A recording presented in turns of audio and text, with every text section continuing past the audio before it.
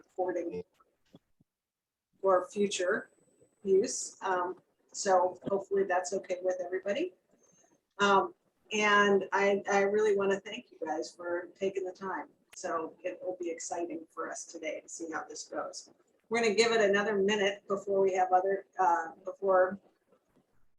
we start, because I suspect we have a few other people showing up.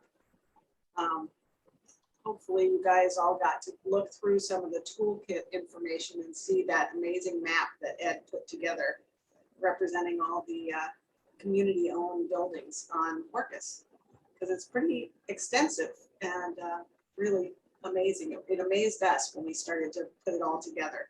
We didn't realize there were quite as many as there are. So quite the community investment. Oh, wow. Folks from all over. That's exciting.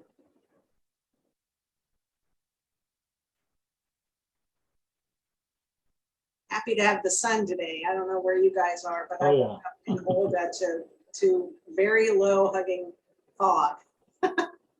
So it's a treat to come out into the sun. All right. Well, let's go ahead and get started. Once again, thanks everybody. And for those who joined late, if you want to put your affiliation in the chat box, that would be great. And we're going to use the chat box today to have questions as well. So feel free if you have a question that comes up. As I mentioned earlier, this is going to be a pretty fast-paced overlook. So it's a lot of information in a fairly short amount of time. So I'm expecting that folks will have some questions as we go along. So not too long ago, as I mentioned, we had a conversation about the number of facilities that were community owned on Orcas. And that could be owned by a nonprofit, a faith-based organization, or a taxing district. We were trying to figure out how many there were. And we were astounded when Ed Andrews started to do an inventory and came up with 60. Ed's the communications person here on Orcas, and he put together that amazing Google map that went out in your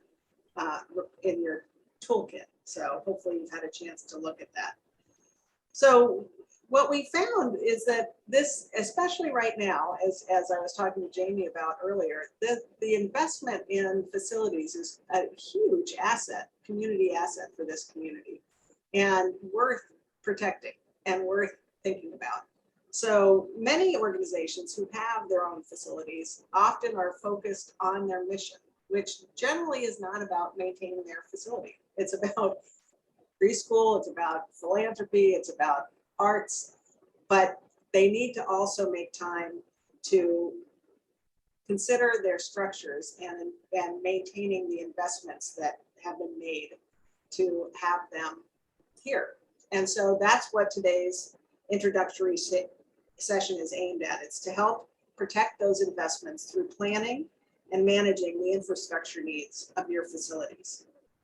It'll be a fast-paced, high-level overview with the anticipation that we will have future programs to meet your needs as we learn what those are. So please think about that as we go on. If there's parts that you want more information about, jot it down and let us know, because that's what we're interested in finding out. So please do post questions in the chat. And with that, I will introduce Lynette Wood. She's the OICF board member and chair of our capacity committee, and she's going to take it over from here. Lynette. Thanks, Hillary. So I think Ed has to transfer host, or can I just share? Let me try. Can you see the slide? Yep. Okay, we're good then. Okay, so sorry. Okay, so I'm Lynette Wood. I'm a trustee at the Orcas Island Community Foundation, and prior to, well, not prior, but in addition, up until November of last year, I was also chair of the Orcas Senior Center, and in November my term expired. So I'm going to tell a short story, about 10 or 12 minutes, of my experience helping to manage and operate the Orcas Senior Center building. And the title of the talk is "Don't Be Scared, Be Prepared." So just a little bit of background to start. The Orcas Senior Center building is about a 20-year-old building now. It's just over 9,000 square feet. It has a large commercial kitchen, 4 HVACs. In addition to the building, there are landscaping, grounds, a large parking lot, and part of a road, all that need to be maintained. The building and associated property are co-owned 51% by San Juan County government and 49% by a nonprofit organization called the Senior Services Council. The council operates 3 senior centers in the county, 1 each on Orcas, Lopez, and San Juan Island. I, of course, was only involved in the Orcas Senior Center building. The ownership is 51% by the nonprofit and 49% by San Juan County government. During the time I was there, the total operating and maintenance O&M expenses were running about $60,000 to $68,000 a year. This is things like utilities, routine maintenance, custodial services, that kind of thing. So of that amount, the nonprofits portion was going to be about $30,000 to $34,000 a year. Whereas San Juan County government can draw on their tax revenues to pay their portion, the senior council, as an independent nonprofit, does not have any kind of tax revenue it can draw on, unlike many, maybe even most senior centers in this country, which are under a Parks and Rec taxing district. That's not the case in San Juan County. The nonprofit is responsible for fundraising and donations and memberships and grants to pay for everything, not just the building, but staff time and all the programs and activities. So imagine our dismay when in 2019, we were presented with the following chart of anticipated upcoming capital improvements, the building life cycle costs, as they were called, and seeing this horrifying number at the bottom here, the nonprofit's responsibility of $334,050 for all these upcoming capital improvements. So before I go on, let me briefly explain this chart. On the left-hand column are the anticipated things that needed to be replaced. In the next column is the total estimated cost for each of those things. And this column is the nonprofit's share of that, totaling $334,000. And on the final column over on the right is the time frame for those upgrades and repairs and replacements. So when you start to look at this in a little more with a little more thought, especially this last column, you realize, well, wait a minute. Remember, this was presented to us in 2019, and this time frame for the roof and gutters was 2029. So that's 10 years in the future. So the total anticipated cost for the nonprofits part of this would have been the total of these two, $68,850, or about $70,000. Let's round up. But we have 10 years to come up with $70,000. So that means if we were to fundraise $7,000 a year starting in 2019 for 10 years, then by the time the roof and gutters needed to be replaced, the money would be there.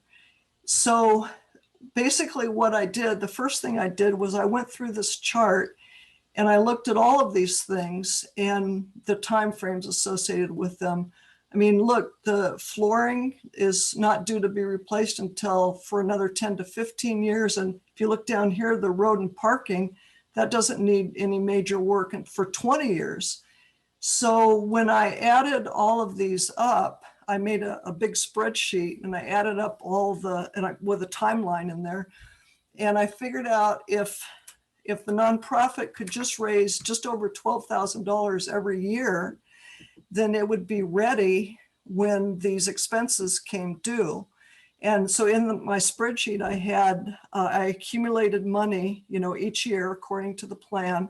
And then when one of the capital improvements needed to be done, I would subtract that amount in that year and then continue to accumulate, then subtract again when the next capital improvement came around. So it's a total 20-year plan for here's how much money you need to bring in, and here's how much anticipated money you'd be spending on these various things over the years, and then coming out at the end with actually a little bit of a balance, just in case there's some unanticipated emergency.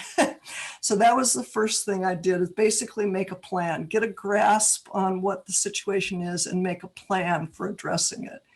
And then the second thing I did was I set up a capital improvement investment fund over at OICF to accumulate and store the money.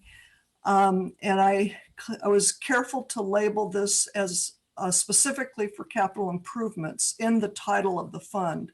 And I chose the most conservative fund that OICF offered at that time to put the money.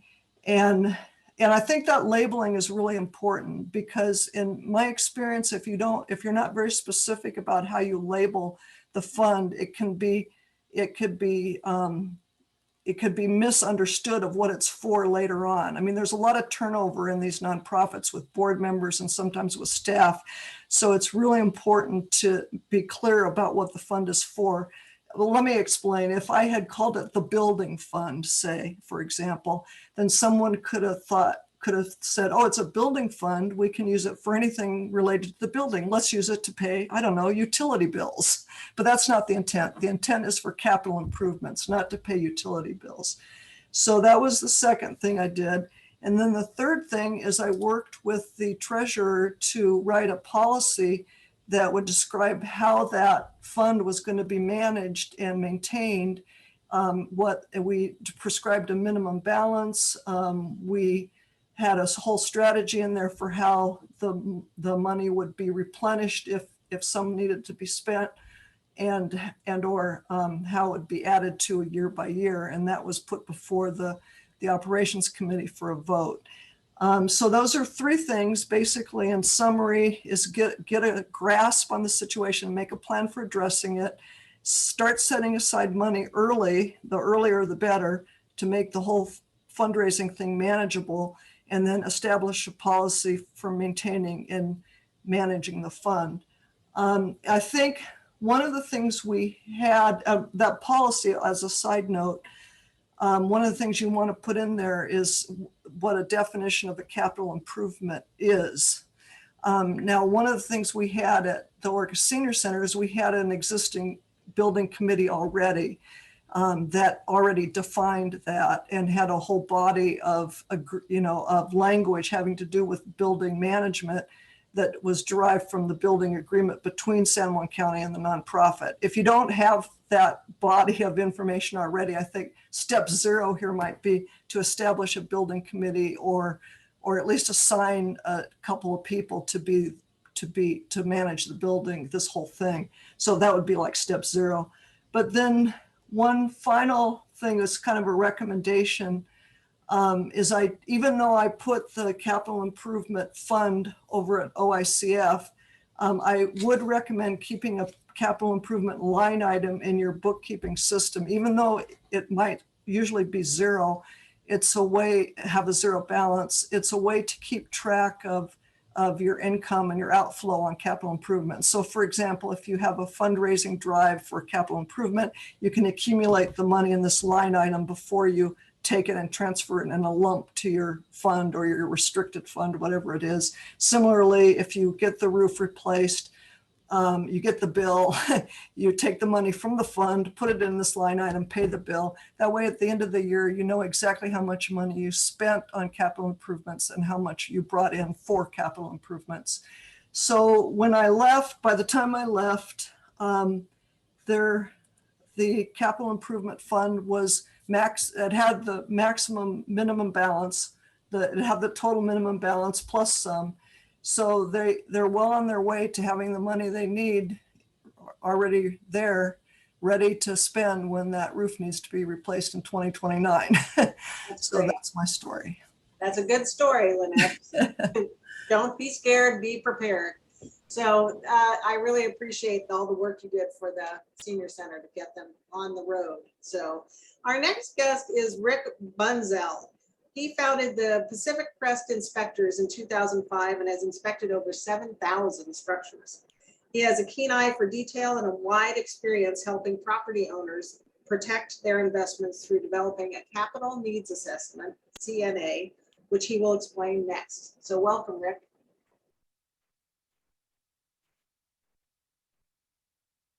You're muted. There you go. I'm unmuted. Sorry. Yes, we formed Pacific Crest Reserve. So we had two companies originally, and one was Pacific Crest Inspections, and Hillary did her Googling and found my bio there, I think. Through that, we've actually spent quite a bit of time on Orcas. I mean, I've been to Olga, Deer Harbor, Rosario. I've been all over. I've probably been to Orcas several hundred times over the years. So I know Orcas pretty well. But we formed Pacific Crest Reserves, and one of the services we offer is what's called a capital needs assessment. And it really takes what Lynette described and takes it to another level. If we can go to the next slide.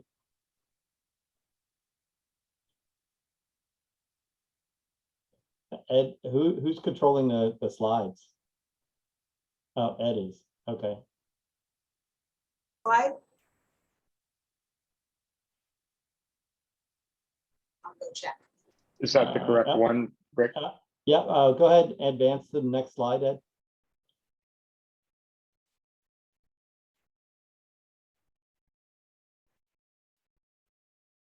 Why do a CNA? Yeah, we're still seeing the first title slide. Oh, I think it's my internet connection. Hold on.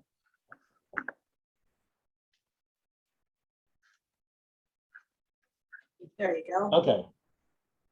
So Lynette describes that. Wait.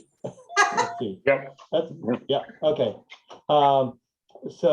Lynette described some of this, but we take it to a more granular level. So we look at the assets, and then we look at what's it going to cost to maintain or replace the assets. Those are basically the two major steps.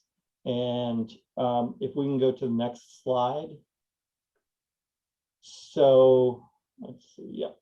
And really the capital needs analysis, it lays out a plan or financial planning.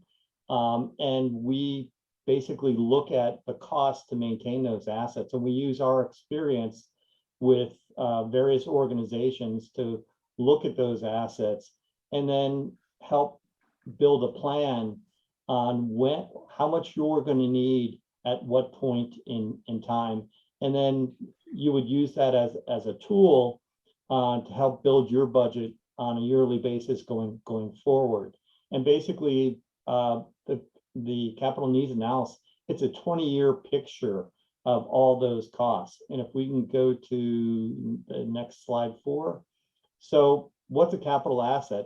When I first started working with Dimitri, he was really looking at it as most people do. It's like, okay, that's the roof, that's the siding, parking lot. But when we actually dug down, and I'm not going to steal all of Dimitri's information, but when we actually dug down, we probably came up with 20 or 25 items that fell into the capital asset category.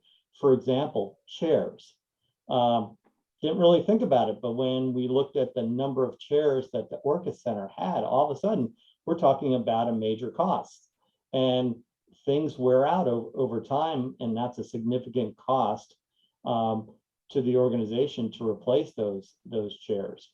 And we want to differentiate what's a capital asset and what would fall into those categories versus an operational cost. And the easy answer is, if it's an expense that you have every year, it's an operational cost. That should be in your annual budget. If it's something major like replacing the range in the kitchen or a refrigerator or flooring, that would fall into the capital asset category. And that's a very simplistic description of that. And let's go to the next slide. and here's a big one, and this is a challenge today, because when we go back to 2010, for example, we had very little inflation. We were seeing that contractors, it would be easy to get multiple bids from a contractor. And today, that's not our environment. We're in an inflationary period, and we're in a period where it's hard to get contractors. And if you can get the contractors, sometimes you can't get the supplies to do the work. So all of a sudden, we're seeing this, the cost of something like replacing a roof skyrocketing.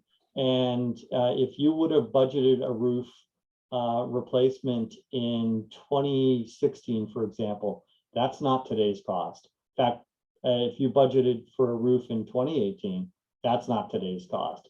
We've seen roofing costs go up 20%. And contractors, they don't care whether you're a nonprofit or not. They're going to throw out a price, and that's the price. And if you want it, let's get into their queue.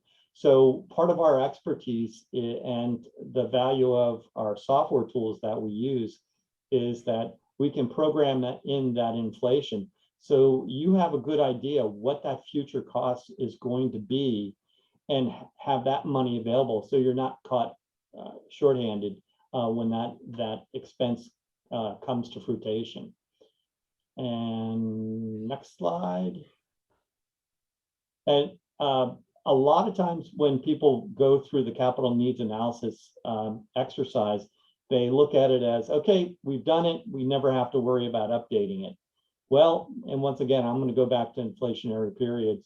We don't know how prices are going to be changing over the next 5, 10, or 20 years. And so a best practice is that whether you go with our software system or you're using your own Excel spreadsheet, this is something that should be updated. Best practices say every 5 years.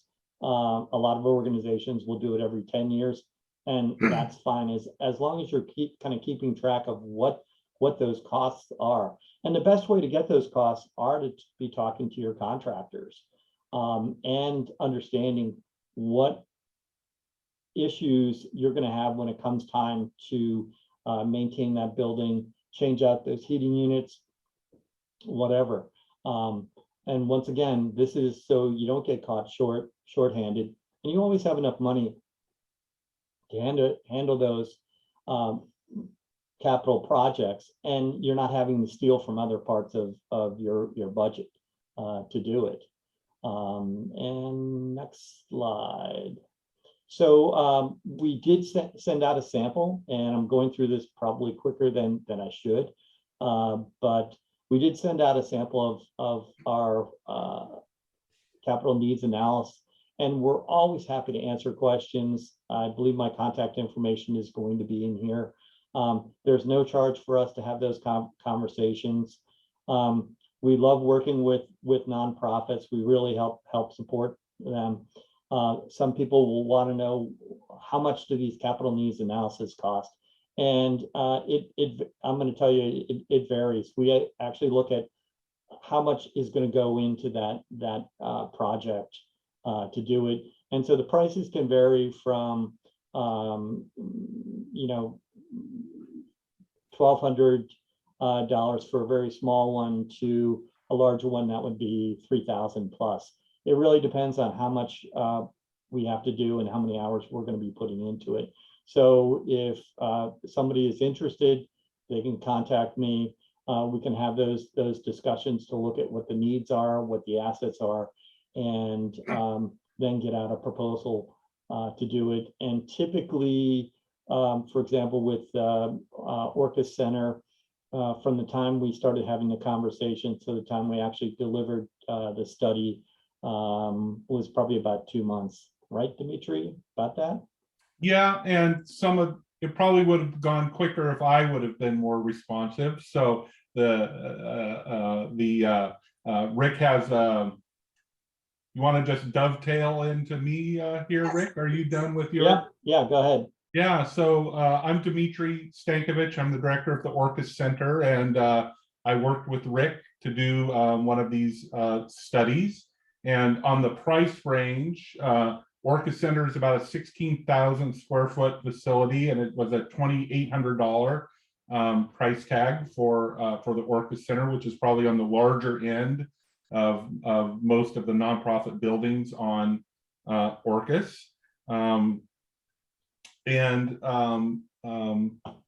Rick came over for a day, and even though my background, I run large overnight camps for the last, well, for 30 years. I've been here at Orca Center 3 years now. Time flies. And I had done several of these sort of plans in a spreadsheet sort of style. So it was my first time working with a person who had great experience and a different kind of software, which was an interesting process. And it was great to have someone asking the various different kinds of questions. He'll send out a questionnaire to start with, and then we spent the day together going around the Orca Center. That said, like Lynette said, you could accomplish this same sort of thing on a spreadsheet if you had the right kind of people working with you that were savvy about building costs and replacements and that sort of thing. So Rick developed the 20-year plan. I received it just before I went on vacation, and haven't quite delved into it yet, but our top level summary, like Lynette was saying, was about $12,000 a year for the senior center, is $81,000 a year that we should be putting away into reserves in order to fund all of the things that Orca Center will need over the next 20 years. And which is a really super important number to know. So when that roof needs replaced, when that HVAC needs replaced, when those theater seats need replaced, there's actually money set aside to be able to deal with those things. So I really didn't have anything more to say other than I had this experience with Rick, and I will put my email in the chat. And after we have finalized our plan, I'd be happy to share it with anyone here. So just send me an email. I'll keep a list, and as soon as it's finalized, I'd be happy to share the Orca Center's plan. That's great. Thanks so much, Dimitri. Now, our next guest will address some of the raised eyebrows I saw there when people heard that you were trying to put away $81,000 a year for maintenance and repair. Jamie Sear is here. She's the branch manager and vice president of Washington Federal here on Orcas. Jamie is celebrating a decade of service with the bank this year. She also serves as the treasurer for the Funhouse and as on the loan review committee for the local community loan fund through Opal. She's here today to explain a little bit more about how you can liberate some of your equity to hopefully consider some of these projects. Welcome, Jamie. Thank you so much, Hillary. Everybody hear me? Got myself off mute. Okay, great. I had Ed include in what went out to everybody a packet from USDA, and I'm going to talk about USDA because it was kind of an epiphany to me when I talked to one of the local actually water user associations who started to work with USDA. But I first want to say, you can always come to any bank on the island, any bank anywhere, and try and get bank financing for what you need. Of course, you've got to have a minimum of 2 years tax returns. What kind of assets do you have? If you own a building or you own real estate, that's great. That always makes the picture much easier for anyone who's going to loan you money. And then we're always going to look at how you make those loan payments. What's your cash flow like? Do you have to fundraise? Do you have grants? How do you make the payments? And the other thing banks typically do, which is much different from USDA, is there's usually a 5 to 10-year loan term. So you could be making payments for 5 or 10 years with a 25-year amortization, and then you're faced with a balloon payment at the end of 5 or 10 years. So that, I think, for a lot of nonprofit entities particularly, is not helpful. It's also can be challenging if you have to refinance or redo a line of credit, whatever. So I work for the bank. That's what we do here. USDA, one of the things you have to remember that our community reinvestment officer told me long ago, San Juan County is a remote and underserved census tract. So for those of you who don't really know what that means, the government considers this a more of a priority when you're working with people like USDA or SBA. It's more of a priority because we are remote and we're considered underserved because we're not connected to the mainland. So when you go to USDA, that's one of the things they're looking at. They also have a few other products to offer other than kind of what my focus is going to be. So I'm going to mention some other things that are in the packet, just in case we have anybody in the group that this would appeal to. They do financing for nonprofit water systems and wastewater systems. So I was talking to a water system here on the island, and we were trying to figure out how to do financing and stuff for them. And they came back to me and said, oh, we talked to somebody at USDA. Gosh, their rates are so much better and the term is so much better. Yeah, we're not going to go through you. So that's kind of where my journey to USDA started, which I'm always up for providing the best option for clients. We're not always the best. The bank isn't always the best option. So they do those types of loans. They do farm labor housing loans and grants. So for anybody who owns a farm here and needs to do housing for their workers, that might be an option. The main thing, and I misled Ed and said page 13 of the handout that's attached, it's actually page 11. The main thing I want to talk about is the community facilities programs, which is what I talked to Darla O'Connor about in the Mount Vernon USDA office. So that community facility program has two parts. It has direct loans and grants. So typically they may be able to pair a 35% of what you need as a grant along with 65% as some type of loan. You're still going to have to qualify. You're going to, believe me, it's the government. You're going to have to provide a lot of paper. So don't think this is going to be, oh, super simple. I'm going to give them a few pieces of paper. It'll be fine.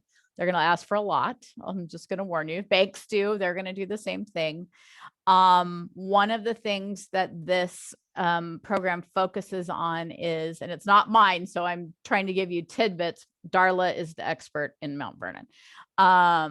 They provide financing for essential community facilities, defined as a facility that provides an essential service to the local community for the orderly development of the community in a primarily rural area and does not include private, commercial, or business undertakings.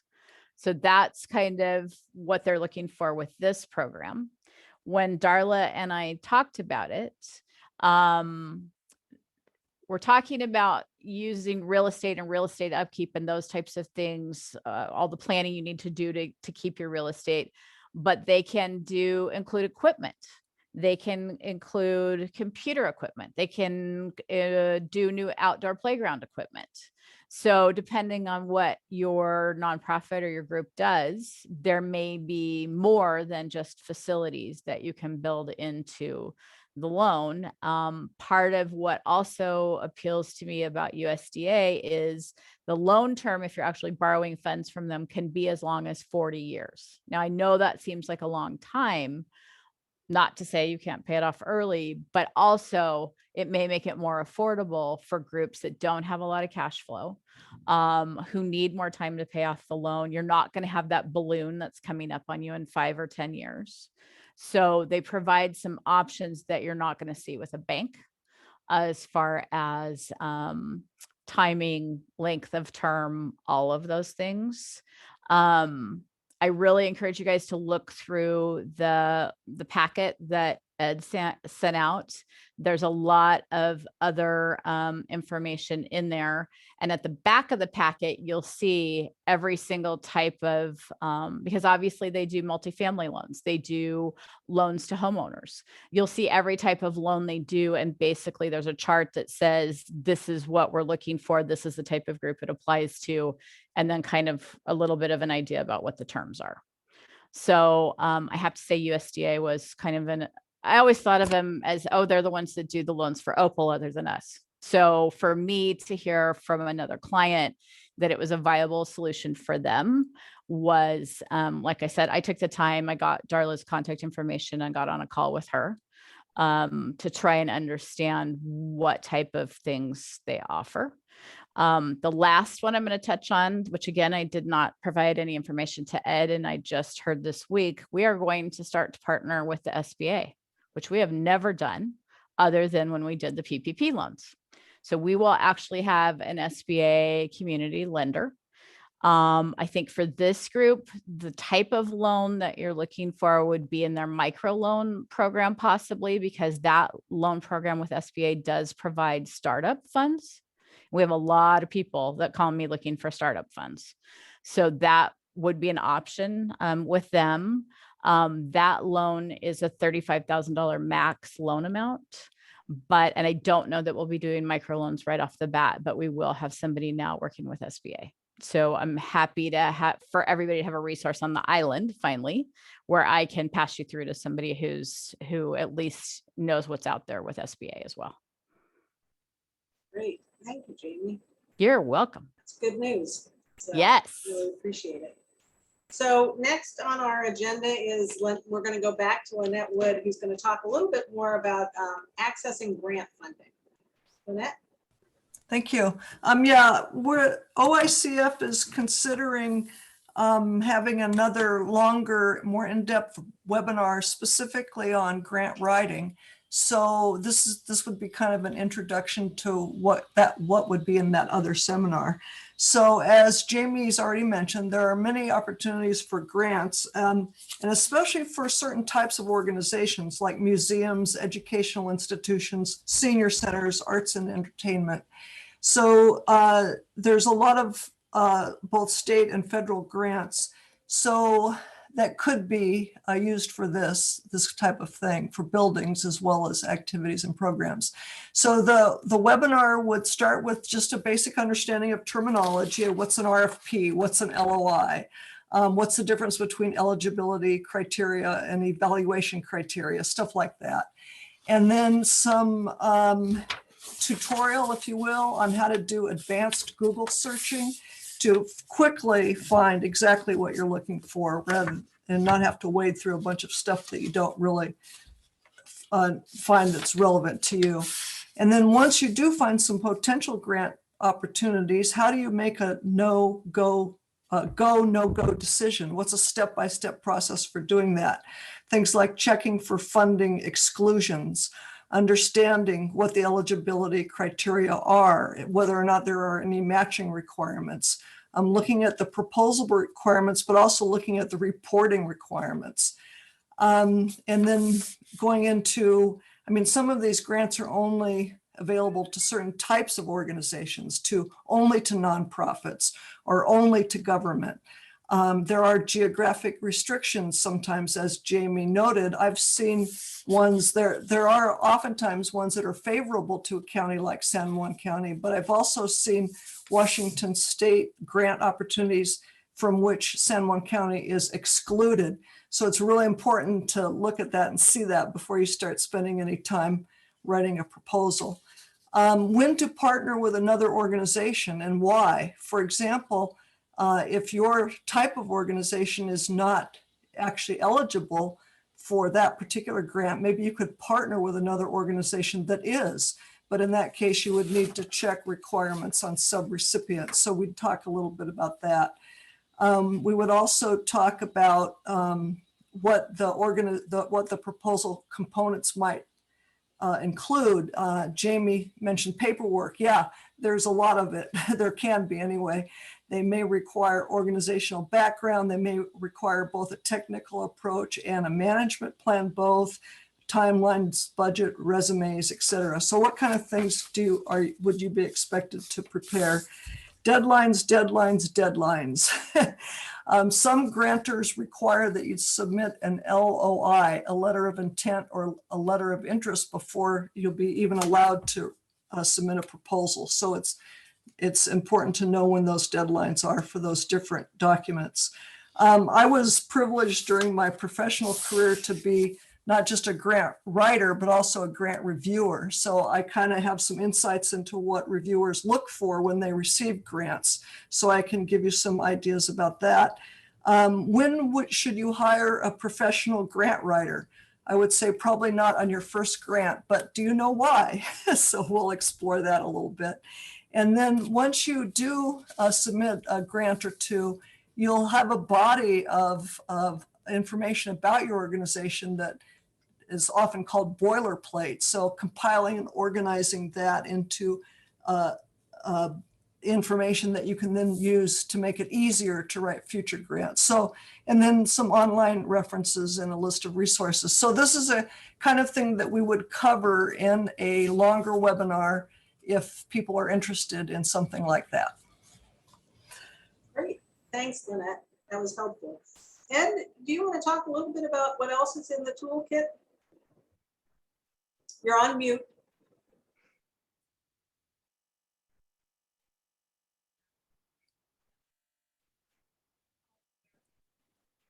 I won't say much because I did give a synopsis of what each of those documents entails, because we had a lot to get through today. So you have that information. I think some of that information will be relevant to certain organizations here, while other parts of information will be relevant to others. And so if you have any questions about any of the items, reach out to me anytime. I'm more than happy to help. Great, thanks, Ed. So now we're at the point where we are accepting questions. If folks want to either raise their hand or put a question in the chat, Lisa Steckley is going to take over for this portion. Lisa. Hi, Oh, there thanks, you are. Hillary. You're welcome. Lisa Steckley. I'm Lisa Steckley, trustee at OICF. And I just briefly want to say that the toolkit was put together by a task force that was assembled over the summer, OICF board members. And we were looking at, what is an effective, useful thing for organizations in those 60 buildings. So this is a starting point as we see it. And we're looking for your feedback, and you will see a survey coming specifically for this, your feedback on what are your needs? What do what can we do to support moving forward with, because you've just had a tsunami of information coming at you. And so to any one of those could be 2-hour workshops for any one of these topics. And so we're looking for what would help you with this process. So please put questions in chat. Ed's going to monitor that, or raise your hand, but it might be hard to see because we're a big group here. But if you'll put questions in chat, we'll get to as many as we can. We have about 10 minutes or so at this point, and then we'll go to the drawing. Yay for the CNA. One thing, Kate Hansen did say that she thinks that a grant writing webinar would be awesome. So. Great, good, thank you. Mm-hmm.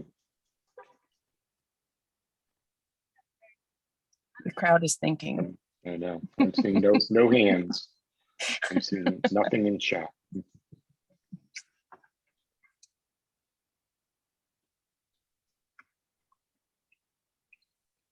All right, I think we sufficiently overwhelmed everyone. Here we go. Keep an update. Yeah, Amanda says it would be great if OICF could keep an update inflation spreadsheet for the orgs to use. Interesting idea. Yeah. Christopher Evans wants to know more about the capital needs fund that the senior center started. So I can speak a little bit to that. OICF carries funds for all sorts of nonprofits on the island for all sorts of purposes. And what was set up for the senior center has a few funds with us, and one of them is specifically for the capital improvement. And it's what we call a designated fund. So by that, I mean that it's designated for a specific organization for a specific purpose. So we have the ability to work with any of you to set up that kind of fund. And it's basically, you have 4 or 5 sleeves of investment that you could choose from. What Lynette was saying is they chose one that was low risk so that she could guarantee that the money would be there when they needed it and not put it in a long term. And it would just be a fund that you could continue to work with throughout your time. Does that answer it, Christopher? Yeah, I guess it does, but I had a question. Are you saying that that fund is an interest-bearing fund? So the one that they put it in, I believe, is not, it doesn't gain that much interest. Lynette, I don't know where you're specifically invested, but I'm guessing it's in one of the money or one of the short-term funds. Yeah, very low interest, Yeah. but also low risk. And did you believe that does that, having that fund in existence, does that encourage donations from outside, like knowing that that even exists? Do you think that that's an incentive for donors? Or have you found that you're getting like surprise donations to that fund just by nature of having it? It hasn't been in existence long enough to say. Okay. We have other funds at OICF, as Hillary mentioned, and yes, we do definitely get many surprise donations through those other funds. Dimitri, I noticed he also raised his hand in response to that question. A couple things. We have several endowment funds and an operations fund.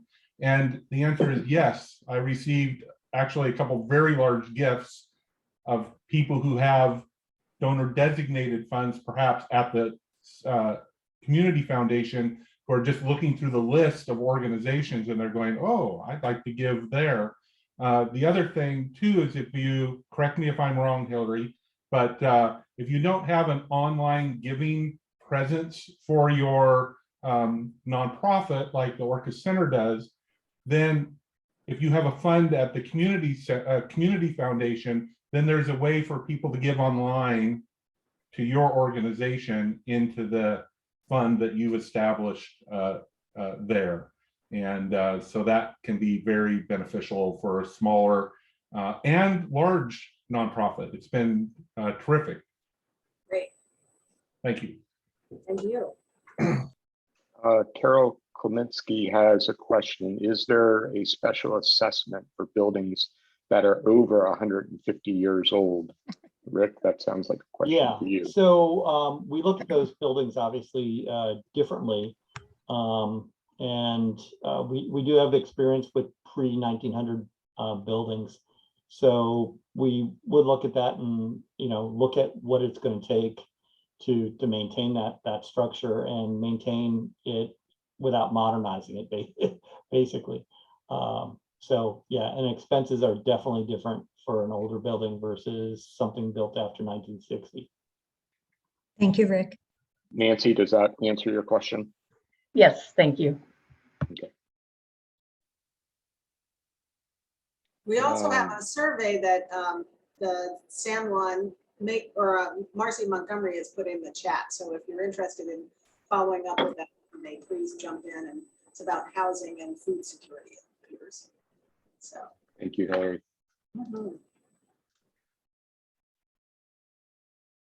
Anybody else? I want to mention that we didn't have time to fit in Opalco, but we did provide some other information of programs that they have for energy efficiency upgrades and so forth. And that, if that's interesting to go deeper into that in a future seminar, please let us know in the survey. So Thank you, Lisa. it's really important to us going forward to hear what your specific needs are for your facilities and for helping you manage and maintain.